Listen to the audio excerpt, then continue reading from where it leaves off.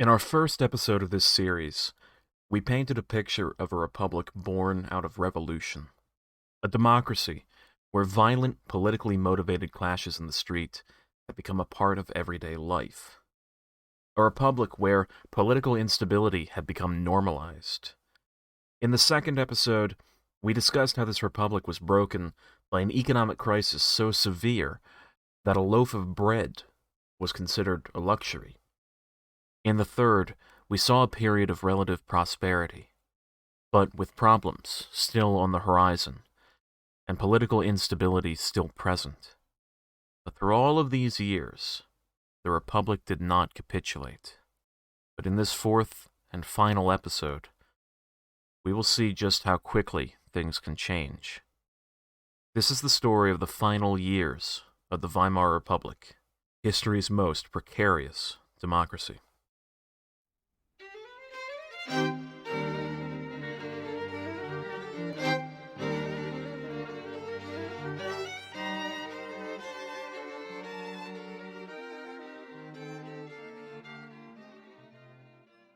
Hello, everyone, and welcome back to a brand new episode of History's Most. My name is Peter.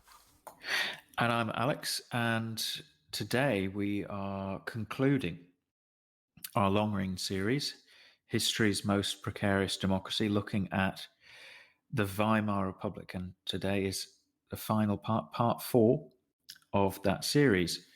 But first, we did want to say thank you to all those people who support us. Peter? We'd like to thank all of our patrons, including Tom McCool, Tony Turrin, Justus Ebel, and Jeremy Marcoux, for supporting us. Thank you. And you can support our Patreon from as little as $1 a month. That's 50 cents a show, which, I don't even want to work out the minute to to cent ratio there. But it seems It's a like a good pretty deal. damn good deal to me. Yes. But you know what? If Patreon's not for you, anyone who listens to the show can support us by leaving a positive review on iTunes. That's the number one way to make podcasts visible. And if you like this show and want it to grow and help us to make progress in the future, that is one thing you can do, as well as following us on Twitter, joining our Facebook group, that sort of thing. That's right. So if you'd like to, leave us a positive review and really help the show out. So thank you so much to everyone who wants to do that. And thank you again to all of our patrons. And we kind of came to, want to just do that because a few days ago we passed 35,000 unique downloads, which is really incredible because it's just a little over a year really that we've been running, and there's no money or advertising behind this. It's just two people having a chat Yeah.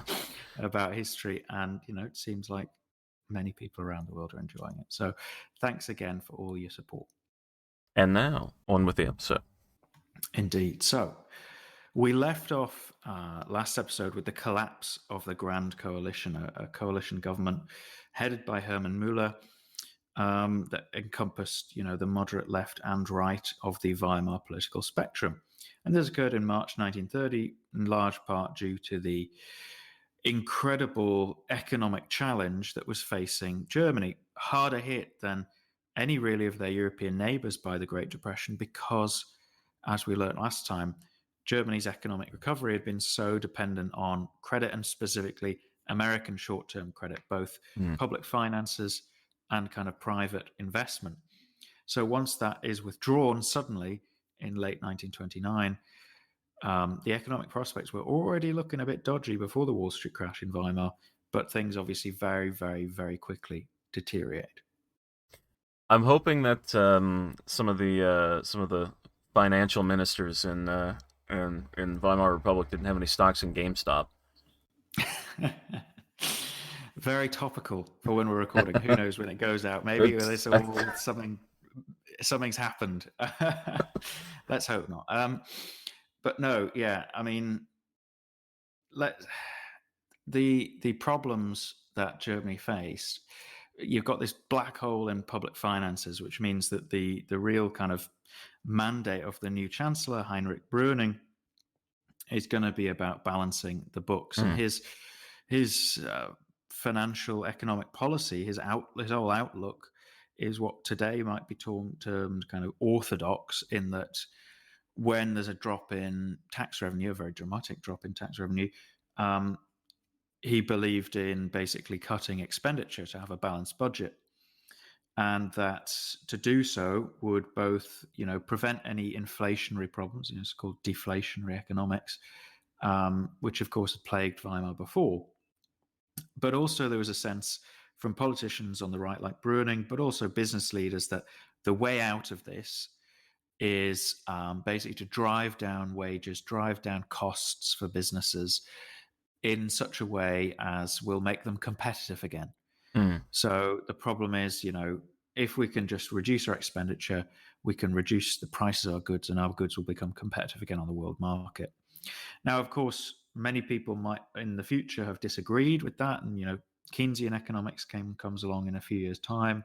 The idea that actually the state should intervene in a crash situation and should pump money into the economy rather than cutting spending or hiking taxes, which is what Brüning did to try and balance the books.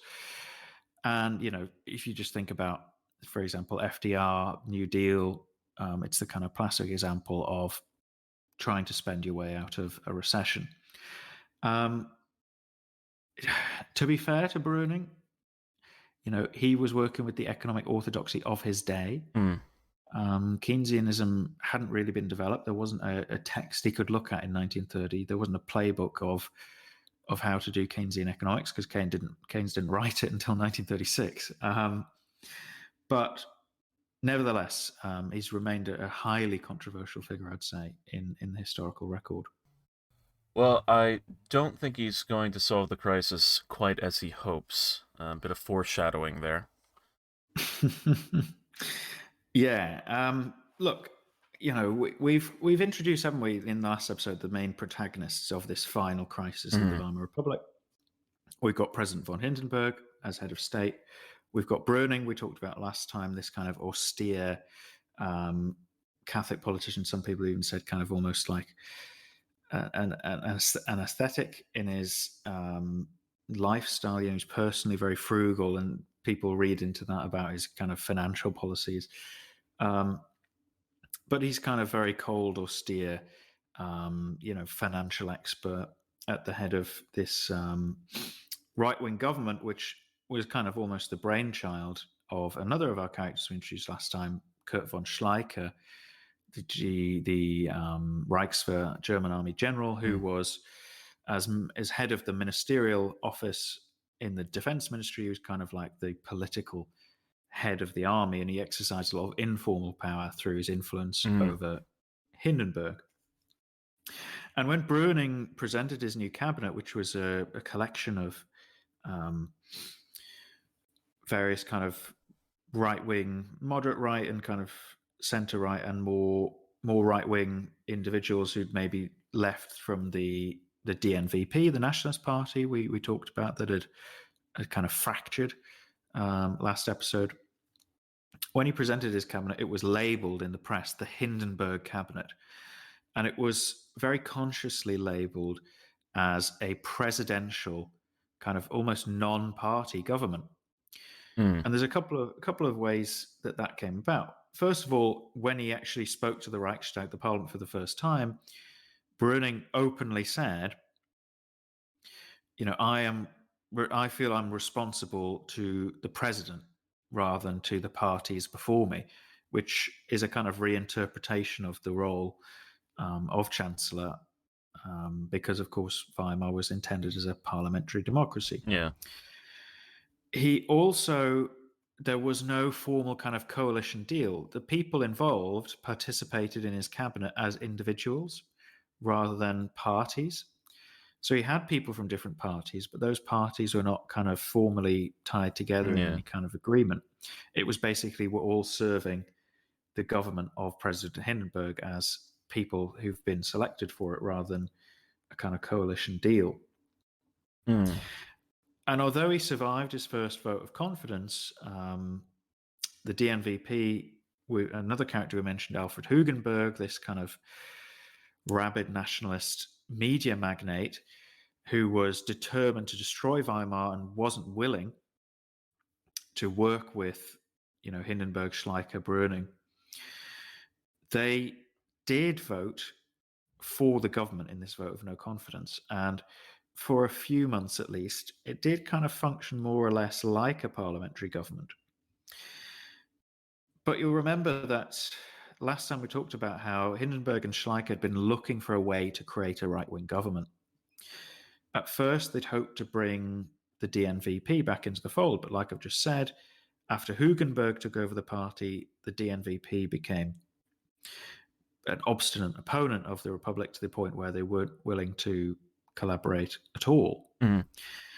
And actually, Hindenburg asked several times Hugenberg to join the government or to have his party join the government or support the government at the very least. And Hugenberg's price in 1930 was the removal of the Social Democrats from power in Prussia.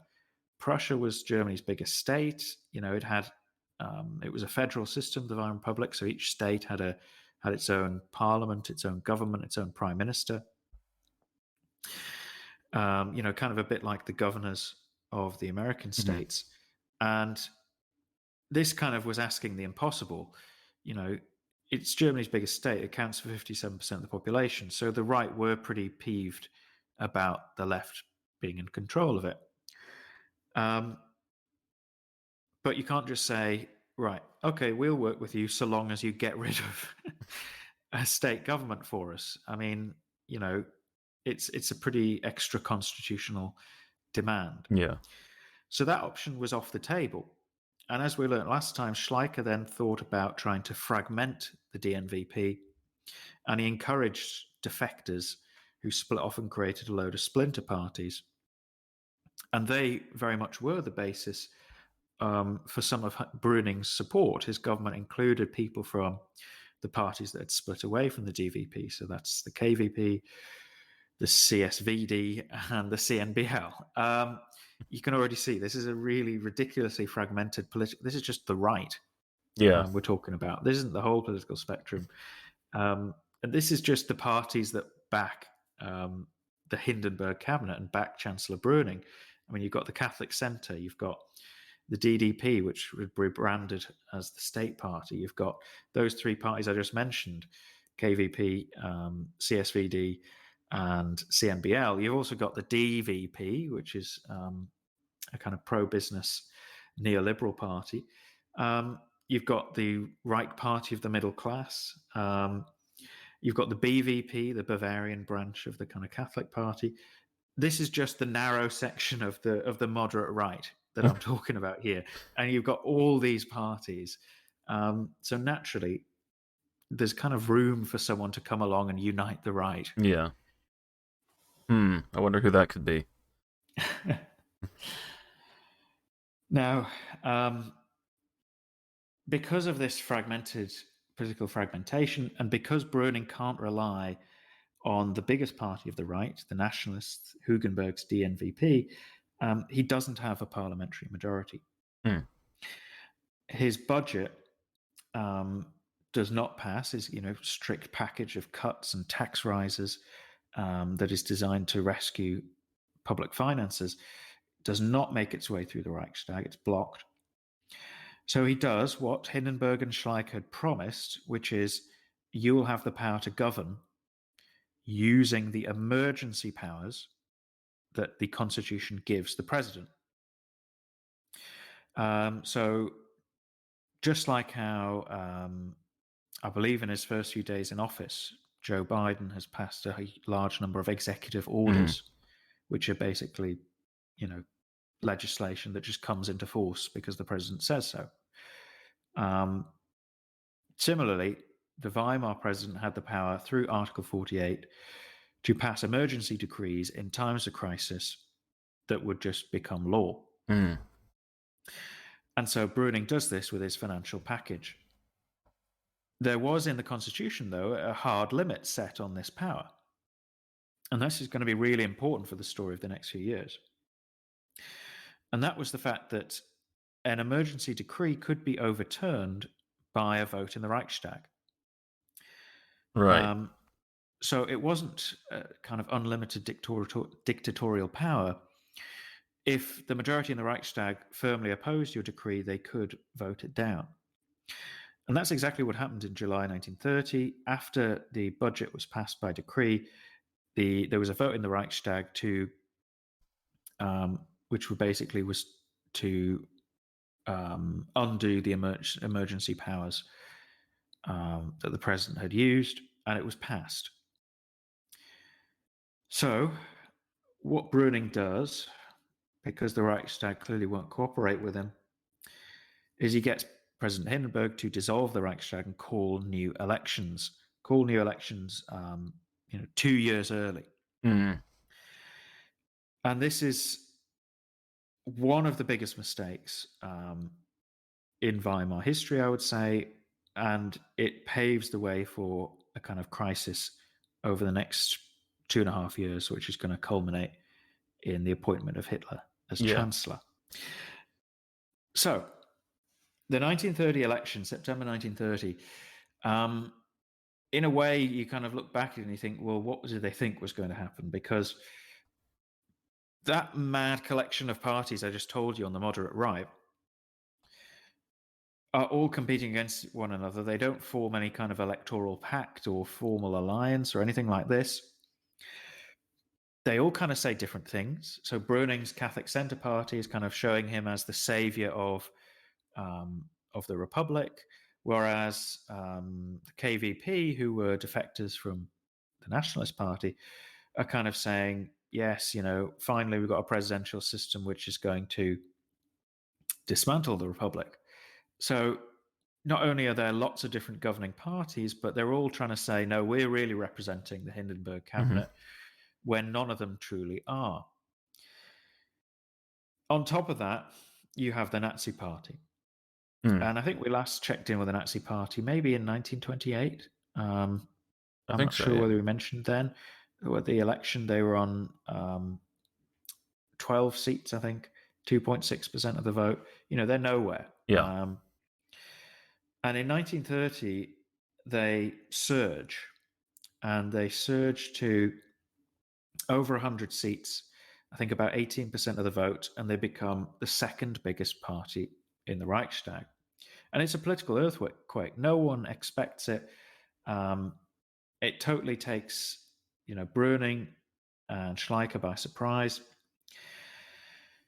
But why has it happened? Well, the kind of immediate answer is the crash and the depression, which has thrown. Yeah, it's a bit of a knee-jerk extremist reaction, maybe. It has certainly thrown many people into looking for kind of extreme options. You also have the fact, though, that the Nazi Party had actually been kind of growing quite substantially in the late 20s, driven both by kind of a dynamic organization which was really kind of putting down roots across Germany. But also, I mentioned last episode about how the recovery of the mid to late 20s really excluded the farmers.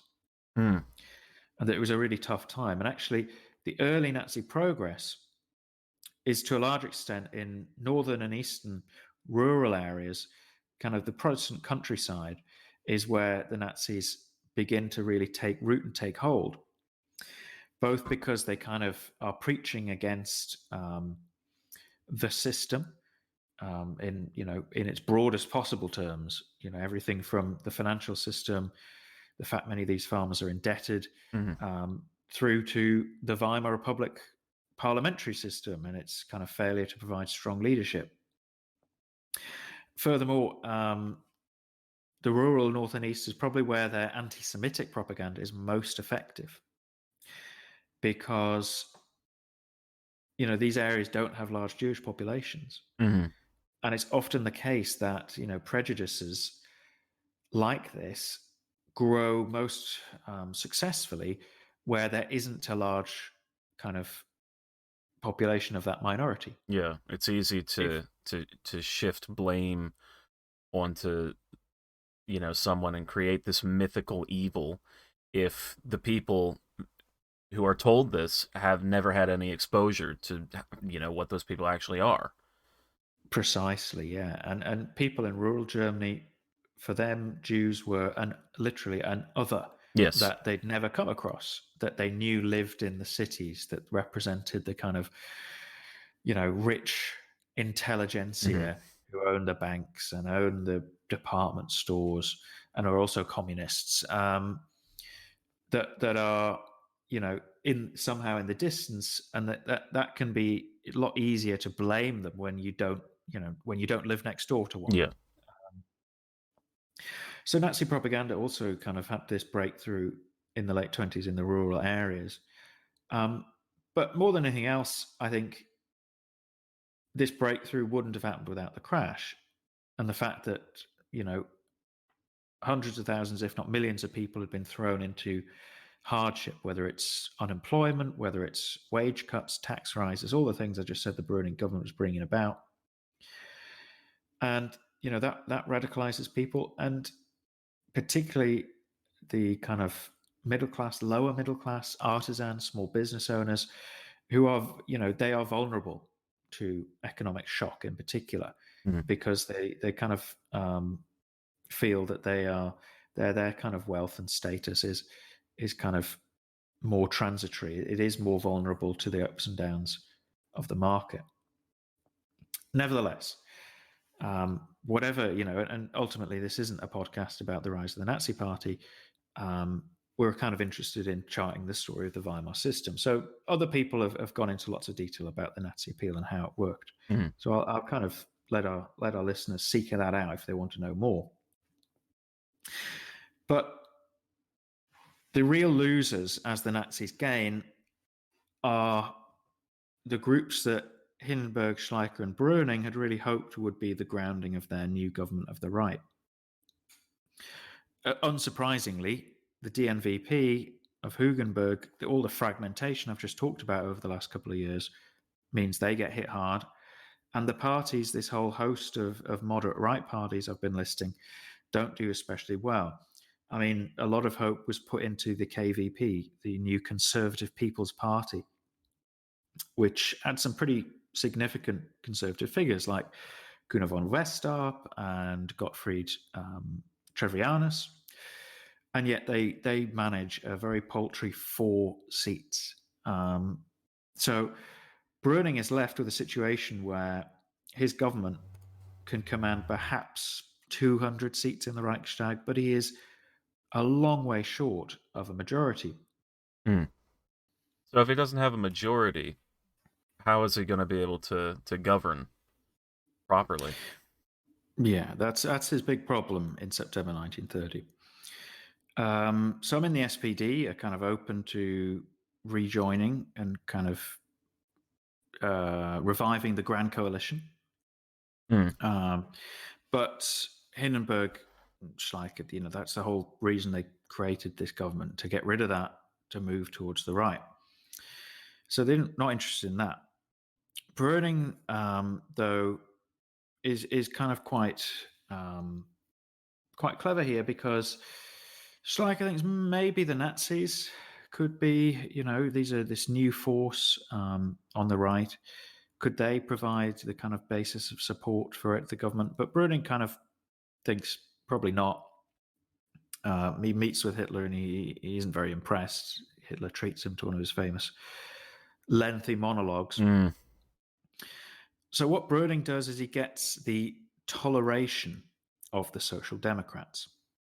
Now, this is quite controversial as well.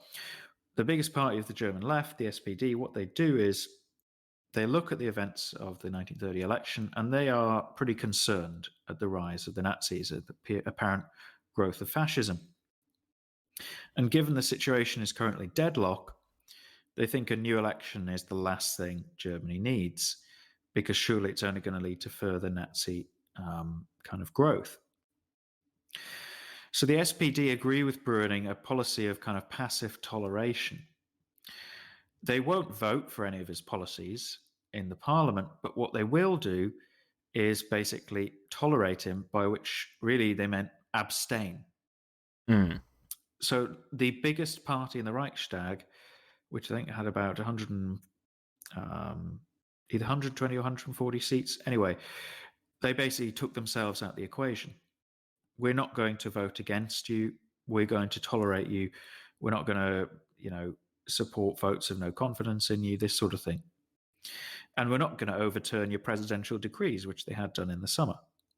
Mm.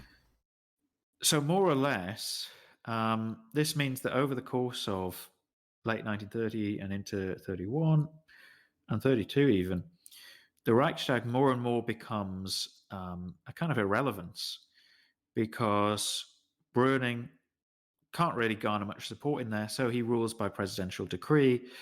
But the opposition, which is the communists on the far left and what called themselves the national opposition, the Nazis and DNVP on the right, don't have enough votes to overthrow him or to overturn his legislation.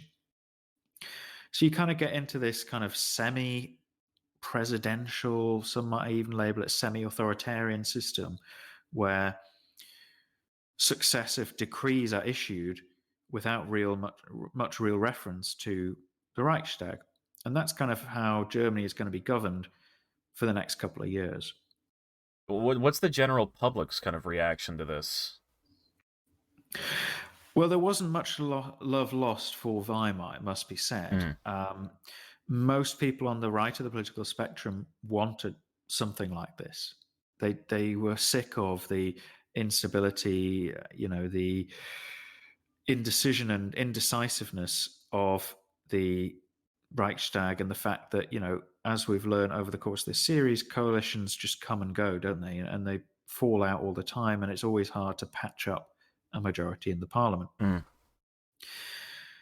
On the other hand, though, if someone had tried to do this in the mid-20s, you might have found some popular support. But as you move into 1931, 1931 is the worst year of the Great Depression. It's it's not the peak, that's kind of the high point, but it's the low point of the Great Depression. Yeah. You have a serious banking crisis in the summer, which ends with several major German banks going bust, the government closing the banks for a few days to stop people withdrawing their money. A scheme for a kind of customs union between Austria and Germany to try and boost trade falls through, which in turn jeopardizes a loan the French were going to give the German government to kind of support them. And it's a really difficult kind of period just in terms of sheer, human misery. The unemployment rate spirals out of control. By, the end of 31, the start of 32, it's about 6 million registered unemployed. But that hides actually probably an unknown figure of several million more who are the unregistered unemployed, which would be, many women, were the kind of the first to be sacked because of, the attitudes at that time. Well, they can just get married or something. They wouldn't be eligible for unemployment insurance. Young people, because you had to have paid into the scheme for a certain amount of time to be eligible to claim. So young people leaving school are basically excluded from that system. Even so, a third of registered workers are unemployed. 1 in 3, plus this, this unknown figure of the kind of uncounted ones. And on top of that, youth unemployment in some areas, some of the big cities, is sometimes like 40, 50%. Because, coming into this job market, you just have absolutely no chance whatsoever. And on top of all of that, you've got the government, increasing taxes. Yeah. You've got the government laying off workers. You've got the government reducing welfare payments. You have also got the government, by the way, protecting the military budget. There is no cuts and, in fact, increases Mm. to the Reichswehr budget throughout this period, which just shows you how much Hindenburg and Schleicher are kind of pulling the strings. Yeah. You also have the government spending an absolute fortune on its Eastern Aid program I mentioned last time for estate owners, rural estate owners, who get a huge amount of just government money to try and prevent the big aristocratic landowners going bankrupt, which eventually turns into a bit of a financial scandal because of how some of that money gets spent. So it's not like there was no money to be found, but it's the interests of the president and the kind of military elite who basically see out. Now, Browning, there is an argument. There is, some historians posit that he actually, in some ways, deliberately worsened the Depression. Mm. For example, he didn't want the French loan scheme to succeed, in the hope that he would be able to win major foreign policy concessions, specifically on Versailles and reparations. And actually, in that front, he was successful. He was very well respected on the international stage. He enjoyed a good relationship with the American President Herbert Hoover and the British Prime Minister Ramsay MacDonald. And actually, in mid-1931, he secured a kind of temporary pause in reparations payments, which kind of set the scene for further negotiations, but was a pretty massive diplomatic coup, considering the stance the French had had for so long. Mm. Nevertheless, you can kind of see that, it's hardly a good situation that Germany's in. And this growing unemployment, particularly youth unemployment, is also leading to spiraling political violence. Yeah, I was going to ask, what's the political action happening in the streets, because I'm kind of reminded of the beginning of this series. Precisely, yeah. I mean, at the very beginning of this series, the streets of the Weimar Republic were a dangerous place to be because of all the kind of paramilitaries, the Freikorps and various kind of communist uprisings as well. And I would say there's similarities and there's differences. So the violence in the first few years of the Republic, in the immediate post-war years, was largely carried out by these groups of army veterans who were, often quite heavily armed. Mm. And it was in many ways a kind of quasi-civil war type scenario. The violence that occurs in the late phase of the Weimar Republic is interesting because it is more kind of almost like street gangs battling it out for, turf. Mm. It is the uniformed paramilitary wings of the different parties battling it out for the public sphere, battling it out for control of the streets, trying to disrupt the rallies and meetings of their rivals. And you have the Nazi SA, the brown-shirted stormtroopers, Mm-hmm. who are probably the most aggressive and violent. You also have the communist paramilitary organization. You have the Stahlhelm, which is a nationalist veterans association, which is also a paramilitary organization. You've got the Reichsbanner, which is the social democratic pro-democracy, which was primarily designed as a defensive paramilitary association to protect their kind of meetings and political rallies.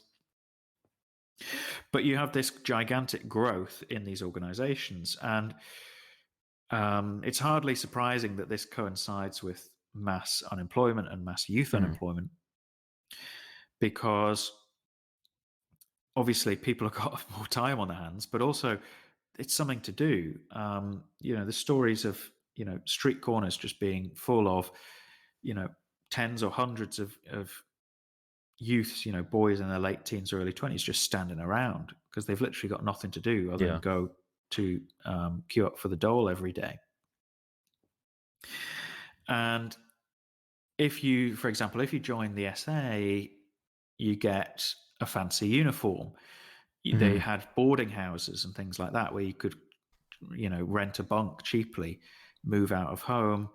And they provided you with a nice meal, a roof over your head, a uniform, and something to do, giving you a bit of the status that you might feel you've lost as someone who's unemployed. They've got no status, have they? But you can feel like you're part of something, you're contributing, along with obviously the radicalization we've already mentioned to do with just pure, the difficulties, the circumstances leading to people wanting more extreme solutions. Yeah. And this really spirals in this time period. And it's quite clever because the Nazis and communists, who are the main protagonists of this street violence, they're fighting for turf, fighting for the public sphere, control of public spaces, control of the streets, and to disrupt their opponent and interrupt the activities of their enemies. So communists try and disrupt Nazi rallies, Nazis try and disrupt communist rallies. But also, there's a kind of double purpose to it, I would say. There's doing that, but there's also the fact that, and this was definitely the Nazis very conscious of this, but I think the communists as well, they want to create a sense of crisis. They want to spread disorder. They want it to seem like the system's breaking down. Yeah. Because then more people will be converted in a way and say, look at what a failure the state is. Exactly. They want to make Weimar look like a failed state. So yes, it serves two purposes. Their supporters get to express their hatred towards their opponents, but also it builds a sense of chaos, a sense of crisis. And the Nazis were very deliberate about this. They preached law and order.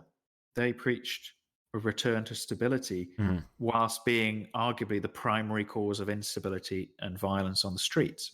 Yeah. And the scale is actually pretty eye-watering. In the year 1930, when you had this real Nazi breakthrough, there were apparently 17 Nazis killed to 44 communists. In 1931, 42 Nazis killed to 52 communists. In 1932, 84 Nazis killed to 75 communists in the first 6 months of the year. We've got figures for. In the calendar year, in the 12 months to March 1931, so the first year of the Brüning government, there was around 300 political deaths. And actually, the Nazi Party as well said that in 1932, I said 84 killed. They also reported 10,000 wounded. I mean, we're talking this is pretty serious figures. And I've got to kind of remind you, this is not the kind of fighting we saw in the early Weimar Republic of literal armed paramilitary units clashing in the streets. This isn't people with rifles and machine guns. So these are more like melees, maybe. Yeah. So let me read you a quote here. This is from a communist who led a detachment of communist paramilitaries to attend. This is what they often did. They attended or broke into their rivals' political rallies and meetings. So they attended a Nazi meeting in Bremen that was being addressed by Hermann Goering. And they went with, knuckle dusters, blackjacks, things like that. What happened was when Goering started speaking, they basically started a fight. And the brown shirts, the SA, who provided the security for the event, obviously then went to basically fight them. And this is the quote. A terrifying melee followed. Blackjacks, brass knuckles, clubs, heavy buckled belts, glasses and bottles were the weapons used. Pieces of glass and chairs hurtled over the heads of the audience. Men from both sides broke off chair legs and used them as bludgeons. Women fainted in the crash and scream of battle. Already dozens of heads and faces were bleeding, clothes were torn as the fighters dodged about amid masses of terrified but helpless spectators. The troopers fought like lions.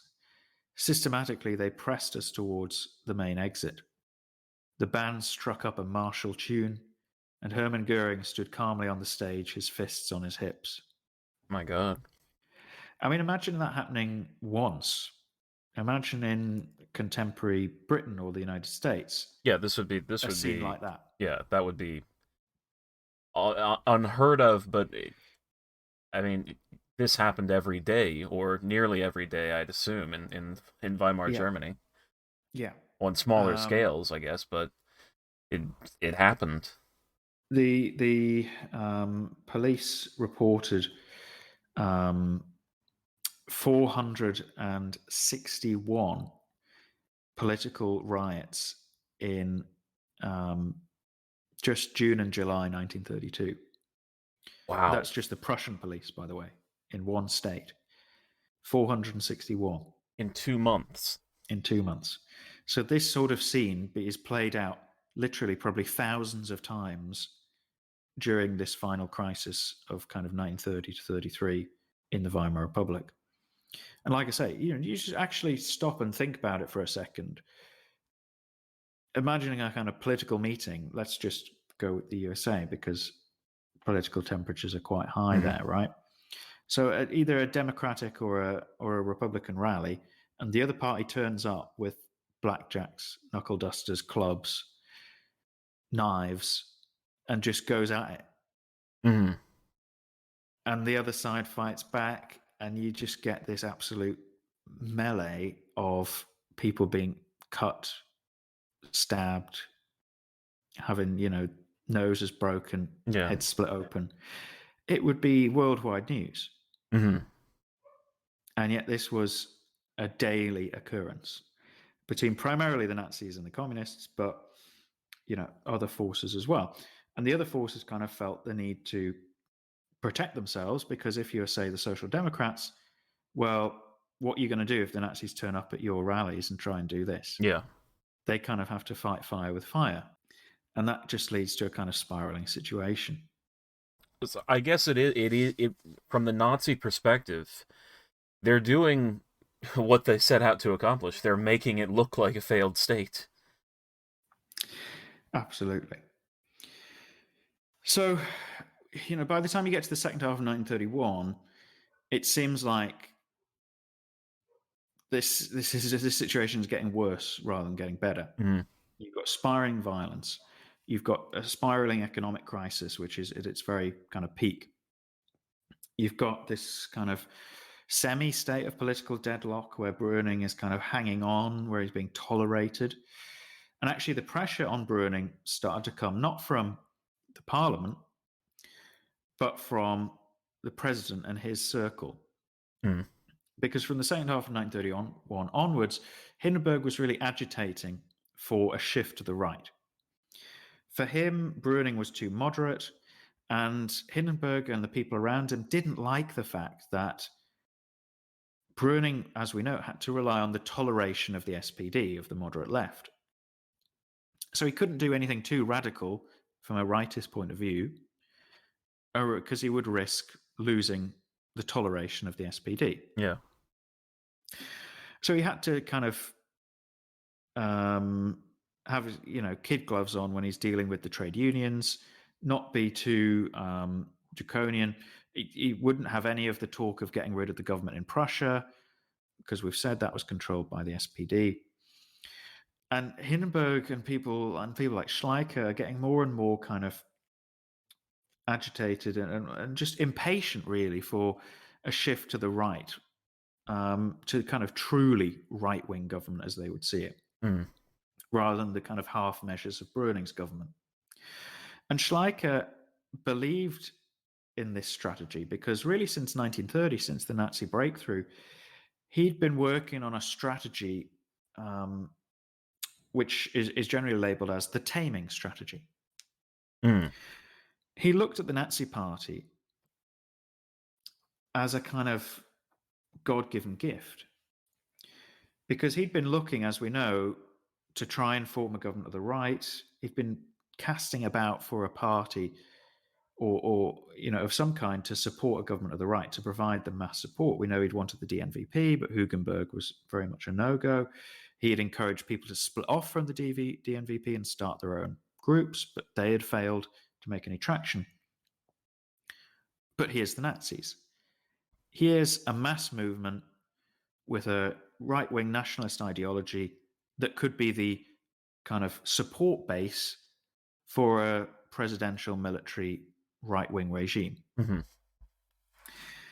So Browning, from 1930, he's very open with his fellow officers. Sorry, Schleicher is very open with his fellow officers. He's this, as we said last episode, he's a sneaker, a creeper, as his name literally means. And he's working in the background thinking, yeah, these guys, they're not the enemy. They are a force that we can use. They are a kind of a potent force that needs to be tamed. And he looked at the Social Democrats, for instance. Back in the Kaiser's day, the Social Democrats had been a kind of anti-regime insurrectionary force, or at least been perceived as that by the establishment. And yet once Weimar was created and they'd had the responsibility of government, they'd become a pretty moderate party. So Schleicher thought really that the Nazis could be tamed by cooperating with them, bringing them into government in a coalition where they have to work with others, they have to compromise, they have to face the harsh realities of being in power and the tough decisions you've got to make. And that's just ultimately going to tame them and turn them into a useful force for the establishment right. Obviously, he was completely wrong. This feels like, it feels like kind of inviting them in as a bit of a Pandora's box. Yeah, I mean, precisely. He was entirely wrong in his analysis of Adolf Hitler and the Nazi movement, but that is what he perceived them to be. He wrote to Groener, I think in early 1932. He wrote to Groener, the defense minister, and his mentor. If they didn't exist, we'd have to invent them. So these are kind of essential component to his strategy going forwards. Now, as it becomes known that the president wants a shift to the right becomes more organized in an attempt to show Hindenburg, we are ready for power.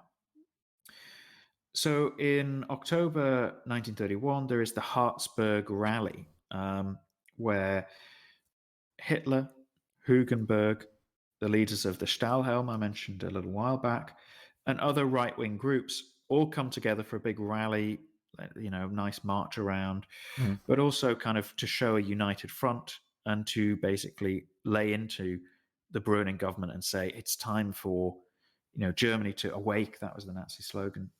And we are kind of ready and united. Ironically, this kind of show of kind of right-wing, far-right unity, Hitler was really kind of really impetuous and petty, and he watched the SA parade, but then he stepped off the podium for the Stahlhelm parade and refused to watch them. Ultimately, this Harzburg Front alliance was never going to last because the Nazis really had no interest in working with others when it wasn't for their own personal gain, or political gain. But nevertheless, it adds to this growing sense of agitation towards it's time for a shift to the right. It's time for what we call the national opposition, these far-right groups like the Nazis and DNVP, to come to power. Browning tries to diffuse it by carrying out a minor reshuffle of his cabinet. The aforementioned Groener adds the Interior Ministry to his Defense Ministry. They kind of get rid of all the more liberal-minded, all the more centrist members of the cabinet. But Hindenburg, to be honest, isn't very impressed. And he's kind of like, well, this will do for now, but I still want something to happen. Yeah. What's the SPD's reaction to the reshuffling? Well, the SPD is getting more and more worried, especially by the kind of spiraling violence. And they create in the second half of 1931 something called the Iron Front, which is designed as a kind of union of the SPD's political party, the trade unions, and the Reichsbanner paramilitaries I already mentioned, into this anti-fascist organization called the Iron Front. And their logo was three arrows kind of facing down, bottom kind of facing, pointing towards the bottom left, if that makes sense. Yeah. Which was designed to be easily graffitied over the swastika. And it's kind of actually remained a symbol of anti-fascism Yeah. to this day. Yeah, you can still see it around these days. And they kind of try to mobilize their activists to fight even stronger against fascism and defend the republic and democracy against the growing power that, things like the Heartsburg Front demonstrated. The problem with the Iron Front was that the language was all like combative of, we are going to fight to defend the republic. Now is the time for the kind of battle for democracy. I remember one leader kind of declaring 1932 is going to be the year of triumph of democracy. But they don't actually change their policy. They continue to tolerate Bruning. And that essentially means that politically, the SPD, despite being the Republic's greatest defenders, just essentially remain passive at this time. Yeah. It's hard to motivate the people underneath them when, when what they're actually doing is just remaining pretty passive. Precisely. The big political issue that was coming up, though, in late 1931 and early 32, funnily enough, wasn't about any of this spiraling violence or the economic problems. It was the fact that it was coming up to the end of President Hindenburg's term in office. He had a 7-year term. He was elected in 1925 by the right, the United Right. But that was about to expire in the spring of 32. And 1932 was the year that he was going to turn 84. Now, obviously, no one thought he would live out another 7-year term. But Bruning hoped to avoid a presidential election. And, quite a few of the parties were not, were pretty open to this idea. And what it would require would be a 2/3 vote in the Reichstag, because it would mean a minor amendment of the Constitution, basically to extend Hindenburg's term. And negotiations went on in January, and Bruning, as you can sense, is kind of living on borrowed time here, because Hindenburg really wants this move to the right. And he's kind of remains a bit more moderate and tolerated by the SPD. So a lot is kind of staked on Hindenburg tasking Bruning with, right, secure an extension to my term without the need for an election, please. So to get the votes you need in the Reichstag to pass this, he basically needs the Nazis. And the Nazis drag their feet through January 1932, but basically they've got no interest in doing this. They're just playing for time. Because the Nazis know their support is climbing and climbing. They want an election. Yeah. And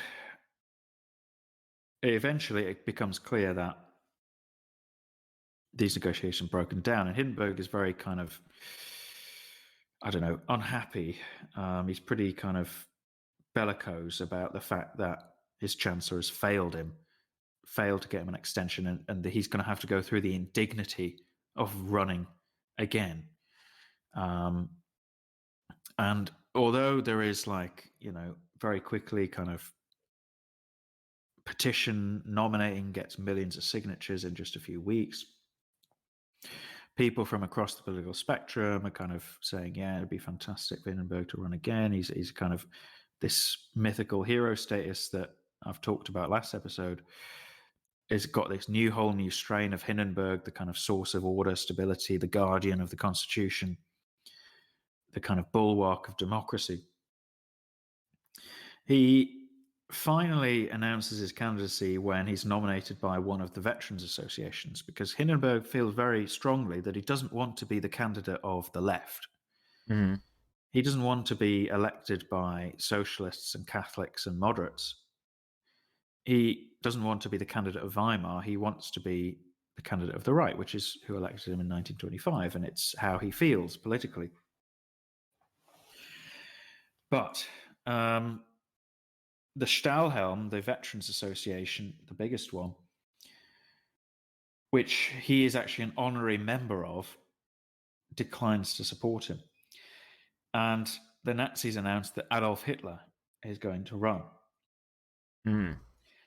So what you actually get is the communists run,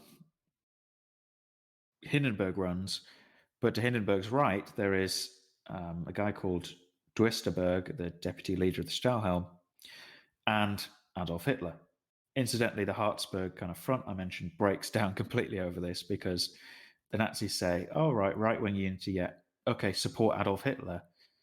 And the other right-wing organizations, Hugenberg and his DNVP are kind of like, no, we don't want to do that. So they end up with this kind of Stahlhelm candidate. So in effect, it means you've got a field of a communist and three figures from the nationalist right. Yeah.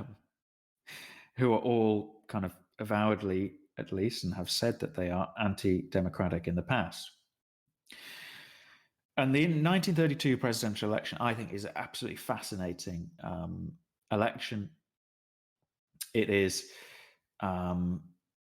it often doesn't really get much coverage in the story of the rise of the Nazis, because Hitler loses. So it doesn't really fit into the narrative of inexorable Nazi rise. Yeah.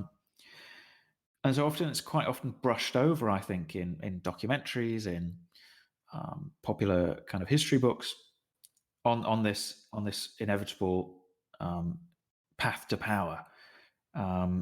The elections of spring 1932 don't feature too heavily, but it's really fascinating for a number of reasons. One of them is you kind of have this total inversion of fronts, or inversion of voting kind of coalitions. Because if you remember from our last episode, Hindenburg was elected last time round by a broad front of pretty much all the German right. The Nazis supported him all the way through to kind of moderate right parties like the DVP and BVP. He was up against a candidate of the kind of centre ground who'd been supported by the SPD, the Centre Party, the Liberals. So it was kind of the Weimar parties against the nationalist right. This time round, it's kind of the same thing, except Hindenburg is the candidate of the Weimar parties, and Hitler really is the candidate of the nationalist right. And it's a pretty interesting presidential election as well, because just like in 1925, when I said that, the more moderates and liberals and centre-left didn't dare criticize Hindenburg, kind of there's a similar thing going on in 1932. The Nazis avoid directly attacking the reputation and the hero status of Hindenburg. They're more they tend to focus on the system, on Weimar as being the object of their kind of hatred that needs to be smashed, and Hitler is the man to do it. On the other hand, there is, and this was quite painful for Hindenburg, a lot of probably the best word to describe it is just rumors that circulate in the right-wing press about him. There was rumors that his daughters were in the kind of Socialist Students' League. His daughters were in their 40s. There was a rumor that his son, I think, had converted to Catholicism. There was rumors that he was gravely ill, and actually Chancellor Brüning, who was a obviously a Catholic, had Jesuits basically by him at all times, getting him to sign stuff and guiding his hand as he wrote.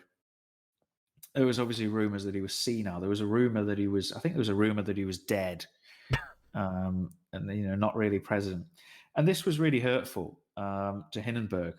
Even the crown prince, the heir to the vacant German throne, had to be reassured by Schleicher in a letter that no, the president's son, Oscar, is not a member of the SPD because he's a serving member of the armed forces and he's not allowed to be in the party.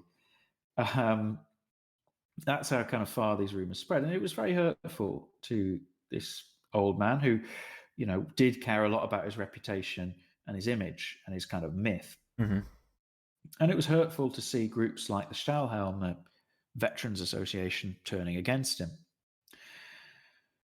On the other hand, the Pro-Hindenburg Campaign obviously was basically just kind of milking the Hindenburg myth to the max. It was, this is, this father of the nation, guardian of order, we owe him our loyalty and allegiance. And there is kind of fan mail from people who listened to his radio address because, as before, he didn't travel, he didn't speak. Yeah.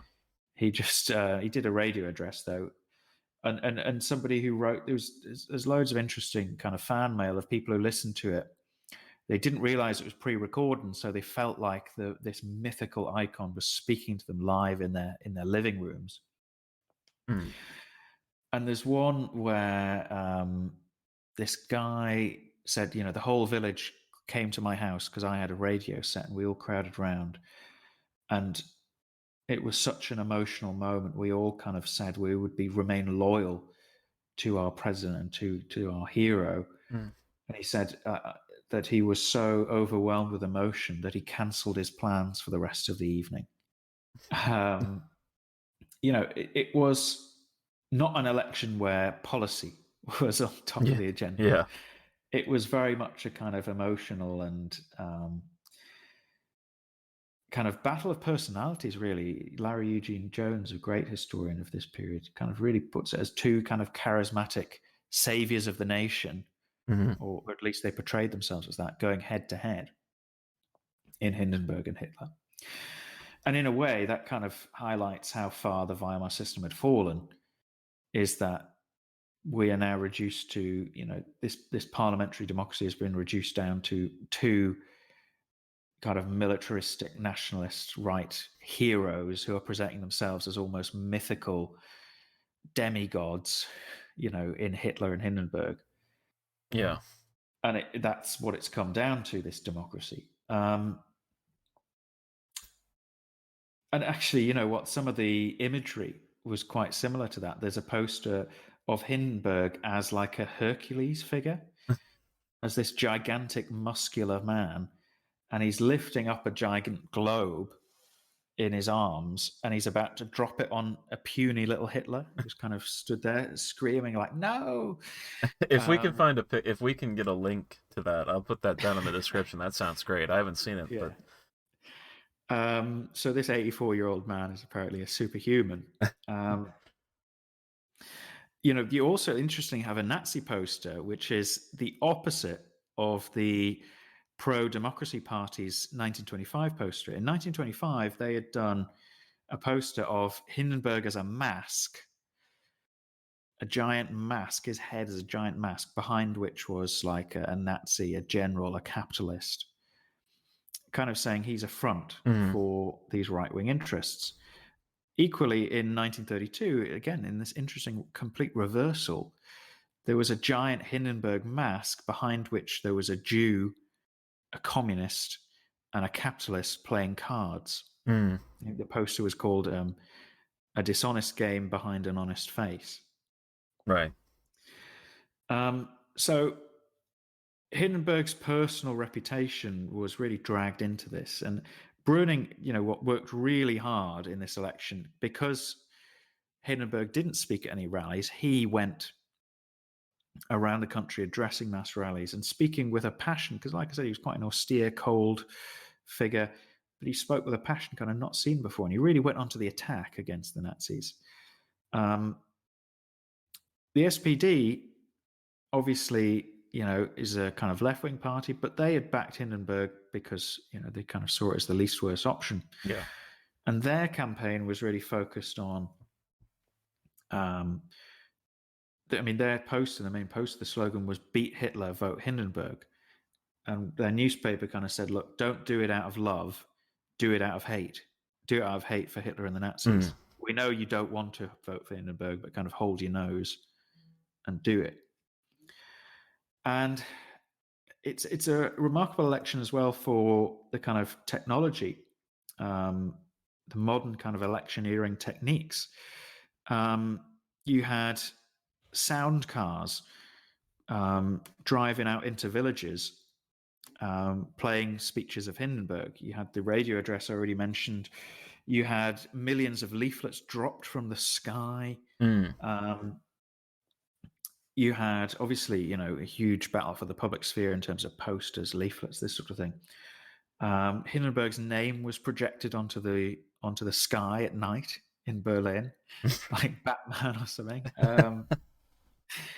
But they really pulled out all the stops. And actually, one of the reasons they could do that, interestingly, is that the government laundered a few million marks to the Hindenburg campaign. Obviously, state taxpayers' money shouldn't be used in election campaigns, but that's exactly what happened. And Schleicher, in his typical style, I think smuggled either 500,000 or 1 million Reichsmarks in a suitcase from secret army funds to the Hindenburg campaign. And despite the kind of difficulties the last few years, Hindenburg did amazingly well. He got agonizingly close to the 50% you need in the first round. He got, I think, 49.7% of the vote. Wow. You only needed 50% to win in one round. And he'd united, everyone from moderate leftists to, conservatives and army veterans and things like this, who still felt a sense of loyalty to him. Nevertheless, he was equally very angry at not having been elected in the first round. Yes. He was offended almost that half of Germans didn't support him and didn't think he was doing a good job. And he was, again, annoyed with Brüning. And there was then a second round. It was a kind of foregone conclusion because whoever got the most votes in the second round would win regardless. And he got almost a majority of votes cast, which obviously you can't do better. No one can beat you if you get a majority of votes. Yeah. But Hitler had got, I think, 32% of the first round, which was, a strong result. Although the Nazis were disappointed, they had kind of began to believe during the campaign that they were going to win. In the second round in April 32, I think about 4 weeks later, Hindenburg kind of pushed up to 53%, so a clear win, and the Nazis, Hitler, got 37%. One of the, again, depressing things for an increasingly kind of truculent Hindenburg was that the Stahlhelm candidate had withdrawn for the second round. And almost all the Stahlhelm votes of this, right-wing nationalist veterans association had gone to Hitler and allowed him to grow to 37%.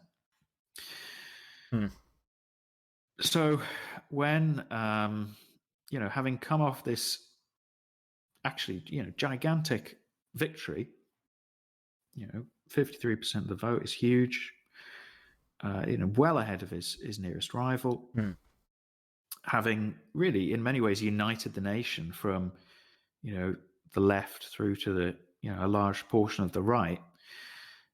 Hindenburg was far from happy, far from triumphant. He was,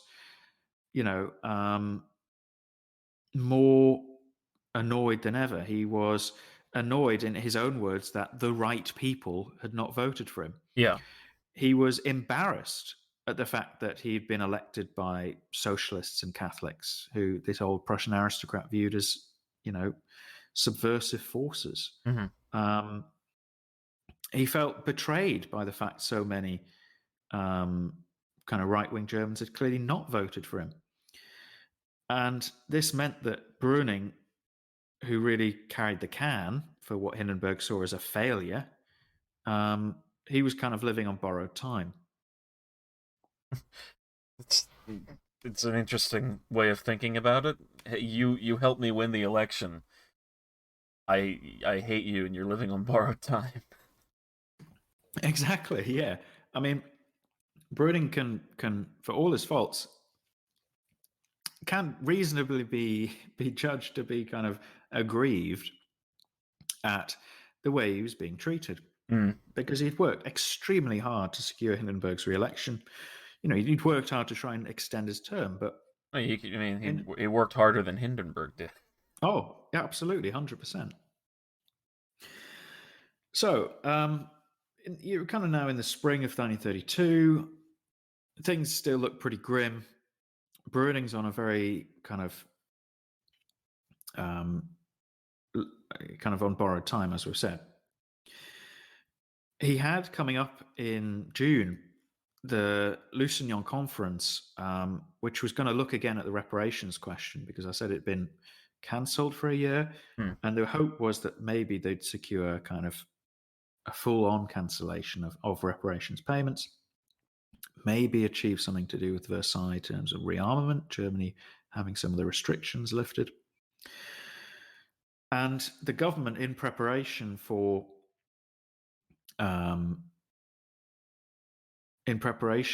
possibly not having to pay any more reparations, was also working on a number of job creation schemes, kind of public works programs, which would, in time, really help with the employment figures.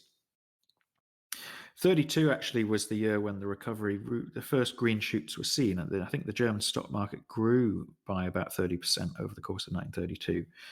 So it was really where the depression bottomed out, and kind of, it wouldn't have been really that visible at the time, but where the first kind of green shoots might have been traced to. Now, you had yet another major election in April 1932. So you had two rounds of presidential elections in March and April. Later in April, you had a series of state elections, including the Prussian state election, which was very important. 57% of the population lived in Prussia. It produced deadlock. The Nazis kind of matched their 37% that they'd achieved in the presidential second round, but they didn't quite have enough seats in the Prussian parliament for a majority. So for the time being, the SPD administration remained as a caretaker government whilst they tried to work out what to do with this deadlocked parliament. So this other big talking point on the right, which had always been get rid of the SPD in Prussia, is another kind of thing that's now on Hindenburg's kind of ledger of, right, they're still not gone. And he perceived Brüning as dragging his feet in terms of negotiating a new government for Prussia. Not that it was directly his responsibility anyway. Immediately after the presidential election as well, the states, and particularly the police forces of Germany, had been really pushing to do something about the street violence, which we've kind of described quite graphically. And they're really intolerable. Something's got to be done. And the case they made to the government was really clear. It was, we need to ban the SA, the Nazi brown shirts. The communist paramilitary organization, incidentally, had actually already been banned, but that didn't necessarily stop the activities. But can you imagine the reaction of Hindenburg?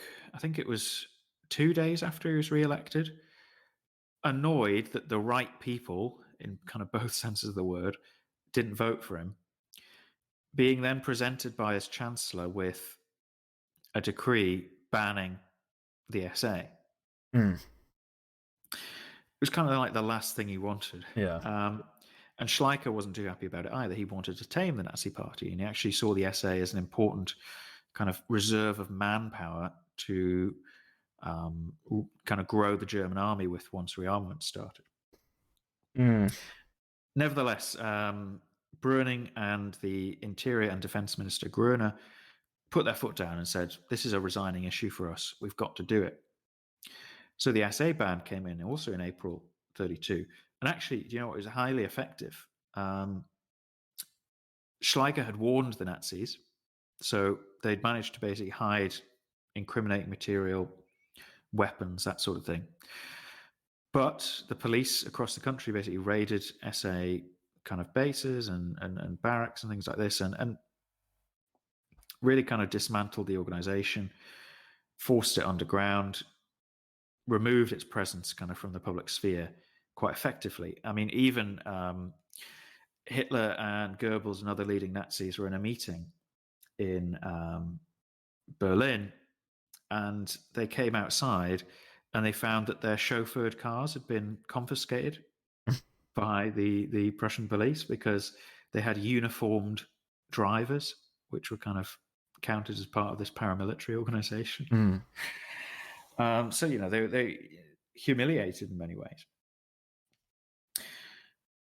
But Schleicher was now ready to move. He knew that Hindenburg was fed up with Brüning. And he was kind of ready to begin his taming strategy and to try and create a government further to the right. So at the beginning of May 1932, Schleicher basically concluded a gentleman's agreement with Hitler. He had a secret meeting with Hitler and he said, look, he basically shook hands on a deal of, if you support a new right-wing presidential government, if you give it your support, we will lift the SA ban and we will call new Reichstag elections, which is what Hitler really wanted. Now, with hindsight, Hitler was not a man of his word. Yeah. And he really, had absolutely no interest in kind of playing by the rules of gentlemen's agreements and things like that. Nonetheless, Schleicher thought he was cleverer than Hitler. He thought he could tame the Nazis. So he then basically worked to get Brüning out as soon as possible. And they managed to get rid of Groener because the SA ban was really controversial. And he was one of, Brüning's, he was probably Brüning's closest ally. And the only guy, incidentally, who had any oversight over Schleicher's wide-ranging political activities, because he was defense minister. They forced out Groener, basically said, oh, the army doesn't have confidence in you anymore. You've got to go. They began to work on Hindenburg as well. And they basically kicked up a big fuss about one of these work programs, which was an idea to settle unemployed workers on bankrupted rural estates. And, Schleicher managed to whip up all of kind of Hindenburg's friends in the aristocratic landowning class as, this is agrarian Bolshevism. They want to give the land over to the workers, this sort of thing. So at the end of May 1932, Brüning was sacked. And, this caused, real surprise because he'd just won the presidential election for Hindenburg. He'd actually very recently, 2 weeks before, won a vote of no confidence in the Reichstag. So, had formally, constitutionally, had the confidence of the parliament. It was on the very eve of that Lausanne Conference I've mentioned. And he was, as I said, quite well liked and respected on the international stage. So many kind of particularly more moderate political leaders were absolutely aghast. And it was even worse when they found out who was replacing him. And this is kind of the final character in our story. So Brüning leaves stage right, and his replacement as chancellor is kind of the furthest removed type of personality you could ever imagine. Brüning was a serious politician. Yes, definitely made mistakes, but he was a serious politician, a financial expert, austere, cold. I've said that a few times, but that's a kind of personality. That's his caricature almost. Franz von Papen was a wealthy Catholic aristocrat. He was he's a raconteur. He was a charmer. Right. He was jovial. He was, Bruning in the war had been a machine gun officer. You can hardly think of a more kind of cold-blooded job. Yeah. In the trenches on the Western Front. Papen had been military attaché to the United States, where in 1915 he'd been ejected from the United States for basically being involved in a spy ring that was trying to disrupt the American arms industry, kind of German agents. And when he had when he'd been ejected from the United States, he obviously had his luggage sent afterwards. And this kind of gentleman officer had presumed that, the Allies, they won't look in my luggage.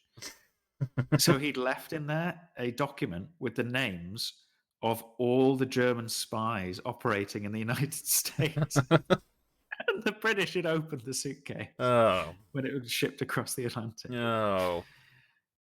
So that's Franz von Papen. Right, so this is the man who replaces the man who got Hindenburg elected. Right. So Bruning, like I said, serious politician. Yes. Papen, on the other hand, a bit of a figure of fun. His political career had amounted to 4 years as a backbencher in the Prussian parliament, not even the Reichstag. He was a member of the Catholic Centre Party, was Papen, but he was in no way moderate. He was a reactionary nationalist, a monarchist. He was very much on the far right of the Catholic Centre Party. Now, his appointment really only makes sense if Schleicher was looking for, in my opinion, it only makes sense if Schleicher was looking basically for a puppet. Schleicher, as we learned last episode, had crowbarred Bruning into the chancellorship to fulfill kind of his and Hindenburg's vision. Now Bruning's outlived his usefulness and is now kind of a barrier to Schleicher's taming strategy, because he's going around banning the SA. What a terrible thing to do. Yeah. No, so now he's outlived his usefulness, so he's gone.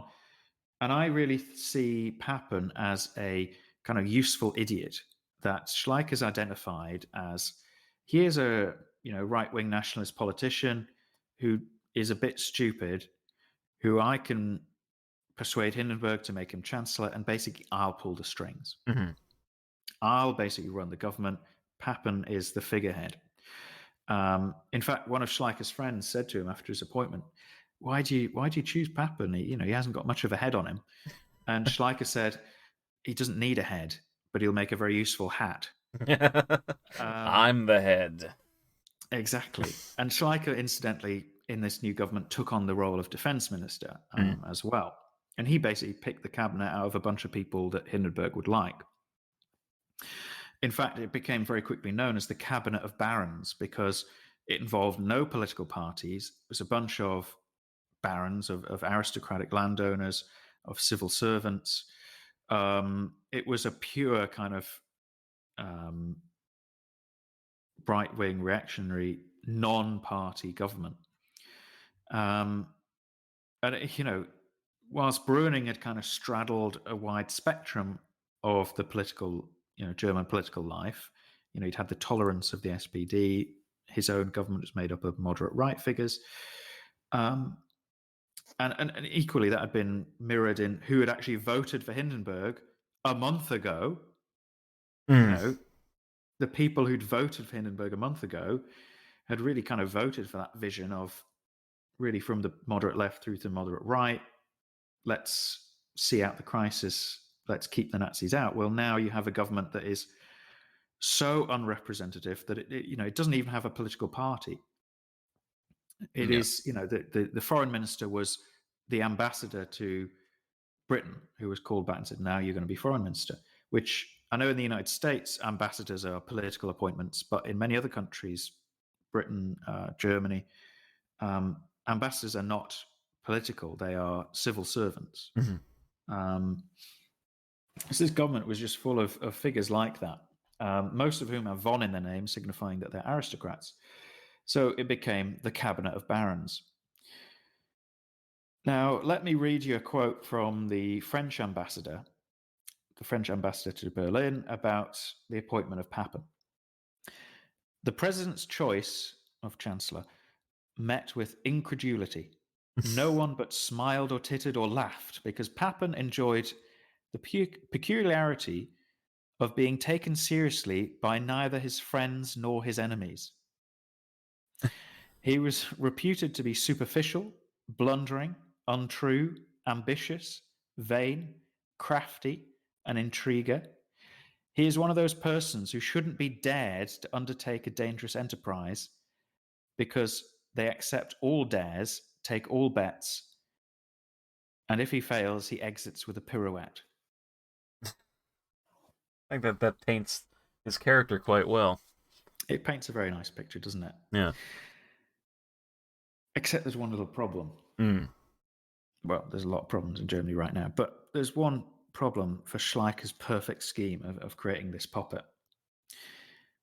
Now, that is the fact that Papen, as I said, was, he was a charmer. He was, jovial. He was a laugh to be with. He was the exact opposite of what it must have been like for Hindenburg to deal with Brüning, who apparently once they were in a train together, Hindenburg and Brüning, going to the launch of a new of the Panzerkreuzer that I mentioned last episode. Oh, yes. The warship. They were going to the launch of that in 1931, and Hindenburg said something along the lines. He basically paid Brüning a compliment, said, well done on getting this through, getting this built, and everything. And Brüning, said he replied with like a half an hour analysis of Germany's financial situation. And he said, when I'd finished, I kind of realized that Hindenburg wasn't following me and was just confused as to why I was talking about this. So that's the kind of person Brüning was. And he's been replaced by Papen, who, is this careless gambler and aristocrat who basically, there's no other way of putting it, really. He worked his way into Hindenburg's heart. Yeah. Hindenburg, who must have been fed up with just everything, with life at this point, I feel. He was a guy who made him feel good. And they struck up like a genuine friendship. And there's, I would say, no doubt that he very quickly became his favorite chancellor, even though Papen had no skills or qualities, required for such a difficult job. He wasn't particularly good at actually being chancellor. No, it didn't matter because Hindenburg enjoyed his company. Yeah. He in fact called him Frenchchen, which in English kind of means little Franz. So the problem Schleicher had was that he almost kind of created a monster in that up to now, Schleicher's been pulling the strings. Schleicher's been the man with the president's ear. But Papen displaces him. Oh, right. Papen becomes Hindenburg's closest confidant. Anyway, we're kind of jumping ahead of ourselves a little bit. Because you might remember the gentleman's agreement with Hitler. Schleicher had concluded a gentleman's agreement which had said, I'm going to make a new government of the right. You'll support it. And in return, we'll lift the ban on the SA and we'll call new elections. So that's exactly what Papen's government did straight away. They called new elections for July 1932, which for most Germans would be the fourth time they've gone to the polls. 2 rounds of the presidency, the Prussian state elections, now this fresh Reichstag election, even though there's more than 2 years of life left in this Reichstag. And they lifted the SA ban. And do you remember how I said there was 461 political riots in Prussia in June and July 1932? Yes. Right, that's now. Right. So they lifted the SA ban, called an election, so there's heightened political kind of tensions, and it's just an explosion of political violence. Who could have seen this coming? And do you think Hitler abided by the gentleman's agreement? Well, Hitler isn't exactly someone I would regard as a gentleman, so I'm going to assume not. No, they opposed the Cabinet of Barons, and they labelled it the Cabinet of Barons and said it's reactionary, and we're opposed to it. So Schleicher's deal had gained him precisely nothing. Mm. Even worse, because Papen got kicked out of the Centre Party for becoming Chancellor. It's hardly surprising. He replaced the leader of the Centre Party, Brüning, as Chancellor. And actually, the Centre Party had told him not to accept the chancellorship, but he did. There wasn't actually a party you could vote for.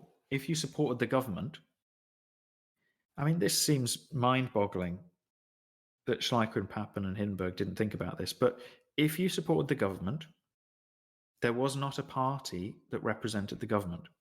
Yeah.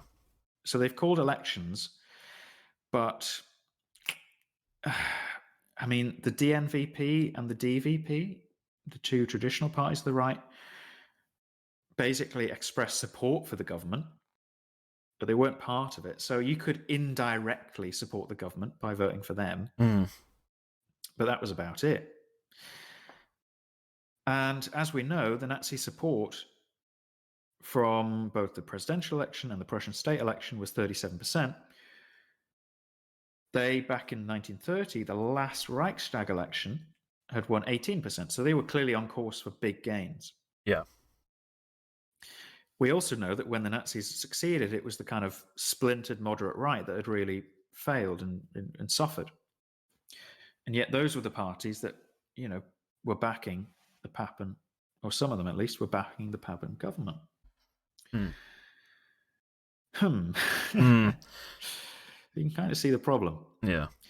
Now, the Lausanne Conference happened, and because of Brüning's, hard yards he'd put in, I would say, reparations were cancelled, which should have been a big win. This has been an issue since our very first episode. But unfortunately, they signed up for it at some point in the future. They'd have to pay a final bill, like one last payment. It wasn't the full bill, obviously, but it was kind of like a settling of the accounts. And this was totally condemned by the nationalist right, because they kind of, as we've always said through this series, they thought they shouldn't have to pay anything. So Papen didn't really get any political credit for that.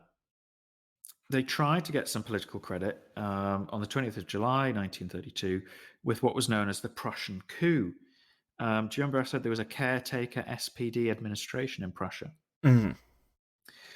Well, there'd been, I think the 17th of July, one of these big political clashes in a Prussian town called Altona, where 17 people had been killed. And the government used this as an excuse to basically carry out a coup against the government of Prussia. And Papen was declared by Hindenburg as Reich Commissioner for Prussia, basically emergency governor of Prussia. And the state of martial law was declared in Berlin. The Prussian kind of police officials were arrested by the army, and the government basically did what the right had asked for a long time, of getting rid of the SPD in Prussia. Now, this was pretty illegal. Not to mention the fact that the cause of it, the justification was, oh, well, the Prussian government's lost control of Prussia, law and order's out of control, when it was the lifting of the SA ban that was responsible for that. But this didn't really succeed in getting people on side with the government. And in the election a few days later, the Nazis achieved, once again, about 37% of the vote, becoming the largest party in Germany with 230 Reichstag seats. Right. Still a way off a Nazi majority. They couldn't govern on their own, but they seemed pretty hard to ignore now. Well, I kind of feel like this is boiling up to, well, I mean, we know how the story ends, but... Yes, the system is getting close to collapse, this precarious democracy. And one of the main factors is we're now in the final phase of the crisis. From July 32 onwards, really kind of to January 33. But this is a crisis of, if you think about it, the main actor's own making. This election wasn't necessary. There didn't need to be another election until 1934. And the result of this election, I've just said the Nazis did extremely well. The communists also did pretty well. I think they finished in third place. The disastrous effect of this election was that the Nazis and communists combined now had a majority in the Reichstag. Right. Now, they were never going to work together. There's no chance of a Nazi communist government. Mm-hmm. But just like with the paramilitary violence, where they both want to just spread disorder and cause a breakdown of the system, equally, now you can't get anything through the Reichstag. You can't get any votes through the Reichstag because those two parties are going to vote down any legislation. And they can remove chancellors at will. They could table a vote of no confidence. They'll both support it. There's your majority. And the whole system that Hindenburg had been using since 1930 was presidential decrees. And you'll remember, as I said near the beginning, they can be overturned with a vote in the Reichstag. Now, Brüning's hadn't been because the SPD had tolerated him. But now the two parties, the two biggest parties in the Reichstag, the first and third, who had a majority, could vote down any decree. Mm-hmm. So the whole model that Hindenburg and Schleicher have been using for the last few years is no longer sustainable. And that means this final crisis really comes about because the July 32 elections, and I think they're so crucial because Hindenburg and co. are now boxed in. They are boxed in with two solutions. Mm. You can't do what's been coming before. You can't rule by decree anymore because the Nazis and communists will vote down every decree. So you've got two options. One, a state of emergency. Basically, martial law, close down the Reichstag, don't call any new elections, rule by decree, but where there's no Reichstag to overturn it. Yeah. Basically, a temporary dictatorship that's going to have to be backed up by the army because you'll almost certainly see resistance from, at the very least, the Nazis and communists. Mm-hmm. Option two, bring the Nazis in. Schleicher's taming strategy. If we can persuade the Nazis to support the government, there's your majority. Mm. So the final crisis of the Weimar Republic, its last 6 months of life, is basically just trying to solve that problem. Yeah. Which option do we take? And how can we get ourselves out of this impossible situation we've put ourselves in? Yeah. It's something of their own creation. This was entirely avoidable, essentially. Now, as we know, Schleicher wanted the taming strategy. He wanted to bring the Nazis into the fold. Mm. Hindenburg didn't like Hitler. He thought him a kind of upstart corporal. He resented the fact that, the SA, how boisterous and violent they were, how, the fact he often got heckled in public by them. Yeah. They used to shout, Germany awake. That was the slogan I mentioned before. And he once said to Hitler, I'm not bloody asleep. Why do they keep shouting this at me? Yeah. So although Schleicher wanted to give Hitler the chancellorship in summer 1932, Hindenburg said, no, I'm not going to do that. I don't like him. I don't trust him personally. And he didn't want to give, he always wanted, he called the cabinet of barons the cabinet of my friends. This was like his ideal solution of just a non-party right-wing government back like it had been in the Kaiser's day. Just a bunch of basically favorites and civil servants running the show. In many ways, Hindenburg was now behaving like a Kaiser. His government was just a circle of his favorites. So he didn't want, a radical Nazi government. He thought, now I have the perfect solution, even though the people clearly didn't.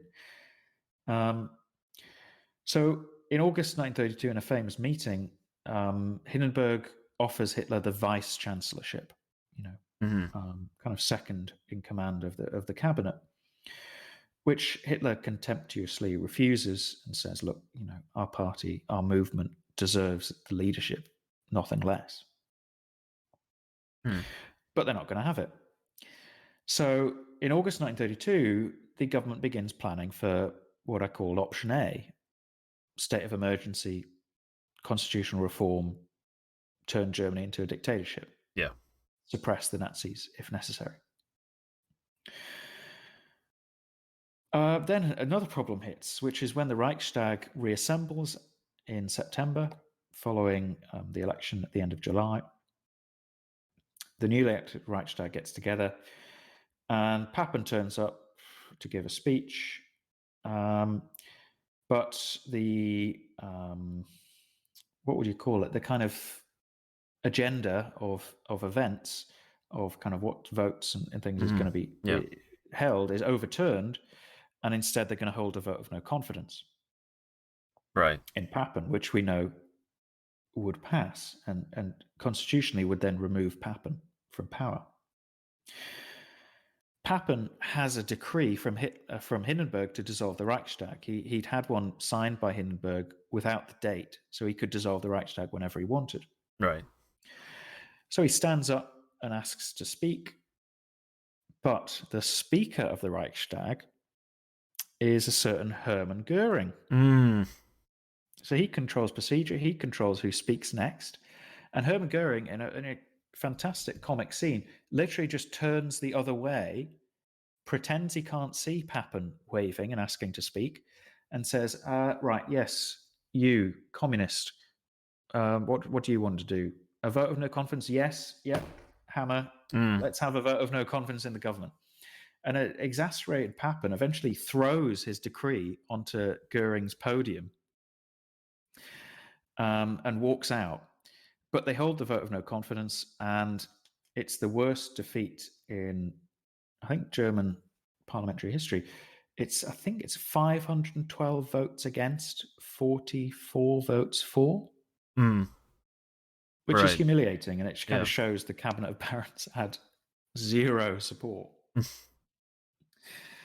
But Hindenburg says, no, the Reichstag was legally dissolved when that vote was held, so it doesn't count. Right. They weren't quite ready yet for the dictatorship. So instead, when you dissolve the parliament, it means a new parliament has to be elected. And Papen thought, yes, let's punish the political parties for being so mean to me with another election, which, is the fifth major ballot this year. And all the parties are sick of it. All the people are sick of voting. Yeah. The parties are bankrupt, basically. The activists are exhausted. And the Nazi vote, it's held at the start of November. The Nazi vote goes backwards. They lose, I think it's 2 million votes. And, this is only maybe 3 months since the last election. Yeah. And they've lost, 1 million votes a month, basically. The party's bankrupt. Party morale is in the gutter because it seems like there's no path to power. We've won the election, and yet there's nothing we can do. So Papen's feeling pretty triumphant because, well, how can Hitler get into power? If Hindenburg won't make him chancellor, and again in November, he says, look, I'll make you chancellor if you can command a majority, but he knows he can't, Hitler, and this is. So Hitler's still barred from office, basically, because he won't accept the vice-chancellorship. The problem, once again, is Schleicher. Just like Schleicher binned Brüning, Schleicher's now basically soiling his trousers. Because Schleicher, as we know, he's defense minister, he's a general, but he is looking at the situation and he thinks, we are about to create a dictatorship. We're about to basically try and suppress the Nazis and the communists and rule without a democracy. But we're going to do this in support of Franz von Papen. So we are going to put the army into the streets to defend Franz von Papen, a man who has the support of less than 10% of the population. A man who, from the Reichstag confidence vote, clearly does not have the support of virtually any, politicians in the country either. And he basically feared civil war, and he held in late November one of these war games where the generals kind of act out, and it was a civil war scenario. Now, it was rigged for political purposes because it was a war game of would the army win if there was a simultaneous Nazi uprising, communist uprising, general strike, and Polish invasion. Okay. And inevitably, the answer was no. Yeah. The army would be defeated, the government would be overthrown. But ultimately, this was a doomsday scenario that would never happen, not least because the Nazis and communists would never work with each other. Yeah. They would Yeah. fight one another. And it also neglected the fact that, the trade unions, the moderate left, the Reichsbanner paramilitary would support the government if it was a clash with the Nazis. And also the fact that Poland was not going to invade. The defense ministry was well aware that Poland had no plans to invade German territory.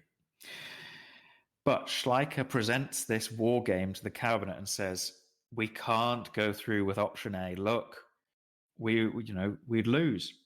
We can't declare a state of emergency and create a dictatorship. And so Papen is forced out. But once again, Hindenburg is absolutely furious. Mm-hmm. He loves Franz von Papen.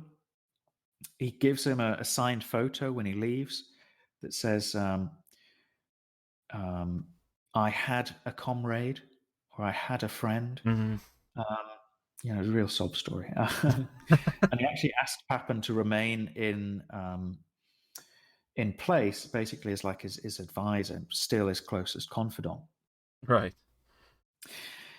So inevitably now, Schleicher has kind of played every trick in the book. He's played every card. There's nowhere else to run. He becomes chancellor. Mm. And he becomes chancellor on the promise to President Hindenburg that he will find a majority to support the government. Now, actually, in almost all popular history and documentaries about this, his big plan to build a majority is to split the Nazis. He's going to offer Gregor Strasser, the party number 2, the vice chancellorship, which he hopes he'll accept. Thereby, some Nazis will support the government, providing him with his majority. Now, this was heavily rumored at the time, but actually the only primary source for it is Franz von Papen's unreliable memoirs written 20 years later. Mm. And actually, there's a fantastic article by Henry Turner. There's great study of Schleicher by Peter Hayes. There's another one by Larry Eugene Jones. And basically, all the scholars who've really looked into it conclude that this is actually a really very commonly held and widely repeated myth. Schleicher did want a majority, yes, in the Reichstag. That was his plan, avoid the need for a dictatorship by winning over the Reichstag. But he didn't want to build a kind of broad front coalition stretching from the Strasser wing of the Nazi Party through to the SPD. The main reason against is the fact that you actually just do the basic parliamentary arithmetic and that doesn't add up to a majority, which means it's pretty incredible this story has become so widely accepted. But also that alliance was nigh on impossible, politically speaking. You'd have had to bring in parties that were, as we've heard, dead against the SPD having any power. That's kind of been the whole issue of the last few years is, please, can you get rid of the SPD? So look, what Schleicher was doing, he did offer the vice-chancellorship to Gregor Strasser. But what he offered him the vice-chancellorship and the premiership of Prussia. What he hoped was, if he accepts, the Nazis will support my government. Not a part of the Nazis, not a split fracture of the Nazis. The whole Nazi party will support my government. And he was very clear about his intentions to his defense ministry colleagues, to his cabinet. I need the whole Nazi party behind me. And how could the Nazi party oppose a government where their number 2 is head of Germany's largest state, is the number 2 man in the government? Yeah. Except Schleicher's scheme, like it seems a lot of Schleicher's schemes, doesn't work. Hitler is dead against the idea, and Strasser resigns from the party in dismay because he thinks we're bankrupt. There's about to be a state of emergency. We're about to be violently crushed. We have no option but to work with Schleicher, and the Fuhrer is just saying no to every one of my suggestions. And he kind of resigns in dismay at the fact he thinks the Nazi party is taking the wrong course. Franz von Papen, though, hasn't given up. And he reaches out to the Nazis and begins meeting them in early 1933 and basically plotting his return as chancellor with the Nazis in a coalition with him. At first, he wants to be chancellor and he wants Hitler vice chancellor, but we know that one isn't going to fly. Yeah. So, irony of ironies, he accepts the very post that he wanted to control Hitler with, not seeing that by accepting the vice chancellorship, this is the job you wanted to give someone so you could control them. Now you're taking that job yourself. Well, this is be the pawn. This is in keeping with his character, though. Yeah, he wanted power, and he still had the ear of Hindenburg. So in January 1933, over several weeks, Hitler and the Nazis negotiate with Papen. They negotiate also with Hugenberg and with the Stahlhelm, and they come up with a coalition together, and basically then present it to Hindenburg as, look, here it is at last. Here is your long dreamed of government of the right, where all the nationalist right-wing groups come together. And, everyone from his favorite Papen to, like I said, the veterans associations to the DNVP, which is the party he said he'd always voted for. And, of course, Hitler's Nazis, who he'd wanted to. He didn't like Hitler, but he did want the Nazis to support and join the government. He wasn't opposed to Nazi government involvement. And Schleicher had run out of road. Schleicher had failed. And to build his majority, like we've said, his scheme failed. And in January 33, in late January, he asks Hindenburg for a state of emergency, temporary dictatorship, martial law. And Hindenburg goes, hang on a minute. Last month, you told me we can't do that because we'll get destroyed. We'll get overwhelmed. And now you're saying that you want to do it? And understandably, Hindenburg didn't buy it. And he was resentful of Schleicher anyway for ousting Papen. So he thought, no, screw it. I'm going to go with what everyone's telling me is the right thing to do. And what with a government that actually probably represents something I've aspired to for a long time. And so he appoints Hitler as chancellor at the head of a coalition of nationalist right-wing groups. And, well, the rest is history. And I think it goes beyond kind of the purview, I suppose, of our story, because really 30th of January 1933 is the end of the Weimar Republic. It's a very sobering story. I mean, it started in crisis, and it ends in crisis. It did, and I think if you take one thing from the story from this episode, is that these were kind of avoidable. Yes, there's the Great Depression, which none of this would have happened if it wouldn't been for that, this great societal and economic force. But this was still an avoidable crisis. It was the decisions of the characters we've kind of met over the last two episodes that lead to this point of Hitler being appointed. It was not inevitable. It was not an election where he won, as it's sometimes kind of misrepresented as. It is a kind of almost 3-year political crisis where various mistakes from the actors at the very top lead to this being seen as the only solution. Yeah. And that's the way it's been painted throughout this whole story, is you keep getting situations where it looks like there's only one option to get out of it, but in reality that's just not the case. If Hindenburg had taken his re-election in 1932 in a different way and seen, look, I have a broad united front of most of the German population behind me, and therefore he had continued with his presidential government under Brüning, or under a similar figure and a similar style government that had the toleration or support of both moderate left and moderate right, that could have carried on till 1934. New elections weren't due till 34. The worst of the Great Depression was over by then. And it's by no means inevitable that the Nazis, therefore, would have become the biggest party in the country and would have become this basically unignorable elephant in the room. Yeah. And ultimately, I think through it all, Schleicher's disastrous decisions, from his war game to calling that election to trusting Hitler, really paved the way for Hitler becoming the kind of solution, like I say, to what was perceived as Germany's problems. Oh yeah, I mean Schleicher.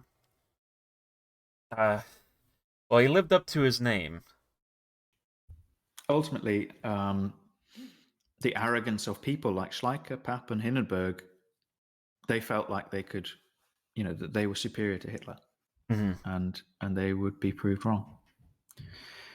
One thing I would say, though, at the end of our series is that, yes, it's history's most precarious democracy, and we have told a story of basically lurching from one crisis to the next. But the Weimar Republic lasted longer than Hitler's 1,000-year Reich. Mm-hmm. And you know what? It brought, I would argue, less suffering and hardship to the German people, never mind the people of the world or Europe, Mm-hmm. than did Hitler. So, although it's much maligned, it survived longer than Hitler and the Nazi regime, and Yeah. its flaws certainly were not as bad. And like we said all along, I think, and particularly in this final crisis, where I think there is a really unique aspect of strong historical personal agency, Mm-hmm. like decisions of key people had a genuinely massive effect on the course of the history of the last few years of Weimar. And if different people had been there, or if different decisions had been made, genuinely, I think you would have been looking at a very different outcome. Mm-hmm. That'd be an interesting world to see Weimar live on. I personally think that and Schleicher's war game was rigged, and I think ultimately, if it had come down to it, at a clash of arms between the Nazis and the state, if they'd gone for what I kept calling option A, state of emergency, I honestly think the forces of order would have succeeded. Mm-hmm. And you look at the effectiveness of the SA ban in the spring of 32, and I think, the Nazis, and you look at things like the beer hall putsch or the cat putsch that we've covered in this series, I honestly think that you would not have seen the Nazis come to power had they basically gone for a state of emergency. Yeah. Well, there you have it. There's the end to our 4-part series. This episode was a bit longer than our other ones, but I mean we did have a lot of stuff to talk about. I think you gain a lot from the detail of this story. Yes, This is a absolutely. story that's simplified quite a lot, but it becomes all the more interesting when you delve into the detail. I mean, yeah, it's really in the minutia, I think, because I mean, like we say, I mean, people do tend to think about the rise of the Nazis as inevitable, but It's not till you delve down into the decisions and the events that you yes, realize that it's far from the case. yes, um, I guess the word I'm going to quote Daniel Dennett here and say that the word would be more evitable. Yeah, very much so. Well, it's been a real pleasure, honestly, telling the story of the Weimar Republic. It Yep. is, I think, one of the most fascinating periods of 20th century history. Well, it's been a pleasure listening to it, and I'm sure that our listeners feel the same way. We are not quite done talking about Weimar Germany yet, though. We do have a little bit more things lined up in the future, though, right? Yeah, we've got some interesting interviews about Weimar history to come. And of course, a variety of other interviews and topics in the future. So keep it history's most. Keep it history's most. Yeah, 2021. We're gonna continue doing the exact same thing that we did in 2020, and late 2019. It's hard to think that 2020 went by so quickly. I mean, for kind of obvious reasons, I think that we've been all stuck indoors, but it's hard to think that we've been going for more than a year already. Yeah, I mean, we like we said at the beginning, we've been delighted about how we've done this year over the last kind of 12, 14, 15 months, and we really hope you come with us on our journey over the next 12, 14, 15 months, or however Yeah. long it is. Hopefully longer. Hopefully, as long Indeed. as long as possible. I mean, history is full of so many different topics and things, and we've got a lot of stuff lined up, and we have ideas even back when we started the show. We have ideas that we haven't even gotten to yet. Yeah, absolutely. Well, thank you for listening so much to this episode. I've been Alex. And I've been Peter, and thank you for listening to History's Most.